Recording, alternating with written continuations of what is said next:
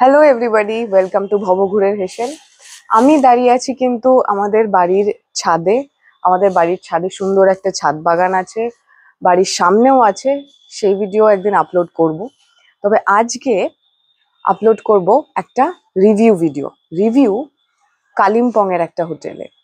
আমরা 2024-এর অক্টোবরে পুজোর জাস্ট একটু আগে আগে কালিম্পং গিয়েছিলাম। কিন্তু কালিম্পং এর মেন সিটিতে না থেকে ওই শহরের হাসেল বাসেল থেকে দূরে একটু শান্তিতে নিরিবিলিতে টাইম কাটাবো বলে আমরা কালিম্পং এর হাইয়েস্ট পিক যেটা ডেলো হিল, সেখানে একটা রিসর্টে উঠেছিলাম। রিসর্টটার নাম হচ্ছে ইউরু রিট্রিট। ভীষণ সুন্দর জায়গা, ভিউজ মারাত্মক। কিন্তু আমরা যে সময় ছিলাম একটু ফগি ছিল ওয়েদার, এমন ছিল বৃষ্টি হচ্ছিল।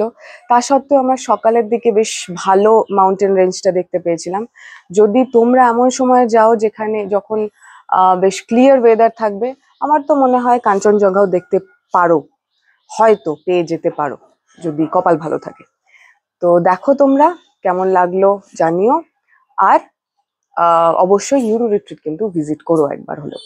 এই যে ইউরো রিট্রিটে এখানে গেট দিয়ে ঢুকেই এখানে হচ্ছে রিসেপশন এরিয়া, আর এইখান থেকে নিচে যেতে হবে আমাদের প্রিমিয়াম রুমে। আমরা যে প্রিমিয়াম রুম বুক করেছি, প্রিমিয়াম রুমগুলো আছে নিচে।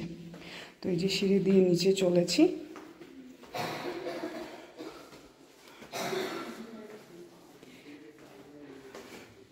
নিচে এসেই সামনে সুন্দর একটা বসার ব্যবস্থা করে রেখেছে এখানে। আমাদের রুম নাম্বার 10। এই যে ঢুকেই রুমে এইদিকে বাথরুম, সুন্দর নিট অ্যান্ড ক্লিন বাথরুম। যেরকম সুন্দর রুম, নিট অ্যান্ড ক্লিন বাথরুমও ততটাই নিট অ্যান্ড ক্লিন। সব কিছুই দেয়া বাথরুমে। এবারে চলে যাচ্ছি রুমে। এই হচ্ছে রুম। এই যে ছেলে এখানে বসে আছে বেডে।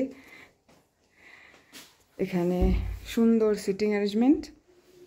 এদিকে বিশাল বড় একটা কাপবোর্ড, যাই লাগে জানা হোক না কেন, এর থেকে বড় কাপবোর্ডের আর দরকার নেই, সব এতে ফিট হয়ে যাবে। এখানে সুন্দর একটা ডেস্ক, জিনিস বড় একটা আয়না, যা মোটামুটি একটা ভালো হোটেলে থাকা উচিত সেই সমস্ত অ্যামিনিটিসই রয়েছে।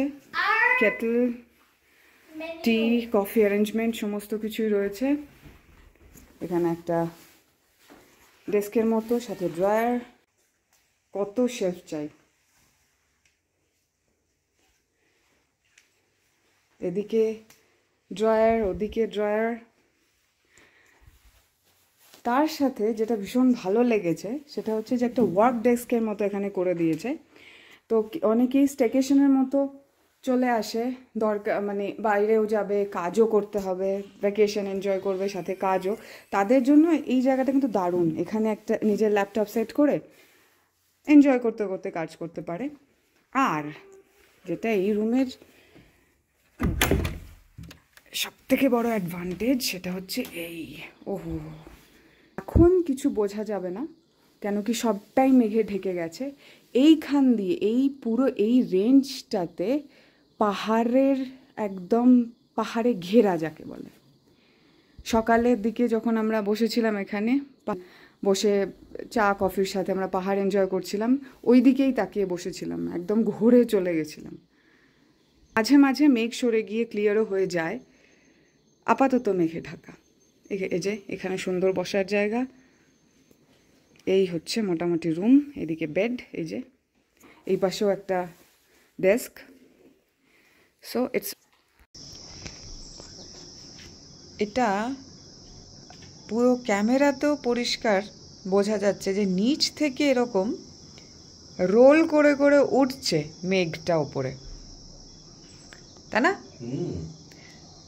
আই হোপ কেন ক্যামেরাও ক্যাপচার করতে পারছে। এটা পুরো রোল করে করে নিচ থেকে পুরো ওপরে উঠছে, আর পুরো পাহাড়টাকে ঢেকে রেখেছে। এই দিকে তো মনে হচ্ছে ওহো হো, পেঁচা পেঁচা তুলো চারিদিকে ছড়িয়ে আছে, তাই না? আর দূরে নিচে তিস্তা দেখা যাচ্ছে, একদম দূরে নিচে।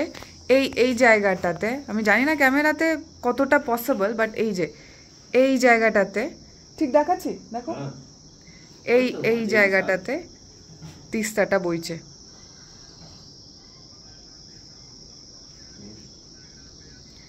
বিউটিফুল। মেঘ আসছে, ঢেকে যাচ্ছে, সরে যাচ্ছে। হ্যাঁ হ্যাঁ হ্যাঁ, এই যে পাহাড়ের লাইন যেটা বোঝা মুশকিল হচ্ছিল কালকে, আজকে বেশ ভালো বোঝা যাচ্ছে। এই যে এই পাহাড়ের এজটা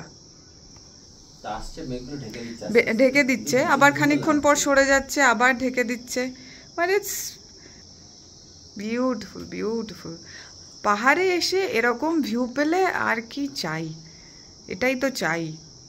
পাহাড় তো এই জন্যই প্যারাডাইস মনে হয়, যদি এরকম ভিউ থাকে সামনে।